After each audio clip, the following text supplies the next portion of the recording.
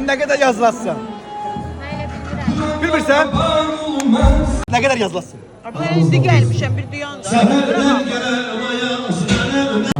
Ha bak hele sen ne kadar yazılasın? Ne bileyim hele yemeğe bakarım da. Yemeğe baksın. Kanka sen ne kadar salasın? Canımsın hele bilmirəm. Bilmirəm olur şıma diyeyim ya.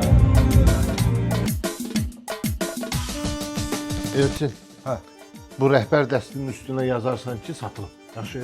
Yaxşı. Kanka bir söz soruşum senden. Dünən toyda sen ne kadar yazıldın?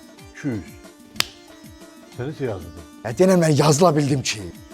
Dünən qardaş toyda kimə yaxınlaşıram, biri deyir mən lüləyə baxıram, biri deyir mən menyuya baxıram, biri deyir mənə borcu var ondan çıxacam. Qardaş təmiz avara qaldım mən heç də yazıla bilmədim. Bir avırçılıq oldu. Yox, ay. Heç olmasa nə saat? Kartına nə saat ay. Qaqa Allah xoşbəxt eləsin. Əla toy keçdi, adına layiq. Qadın alaram. Qaqa da dünən üzrü say, da başım qarışıq olub toyuna pul yazdıramışam. Sən imkan varsa, yox, imkan varsa bir dənə kartın geldi. Gözlədim cümləmi xərardın da. Oldu, yaxşı Allah xoşbəxt eləsin.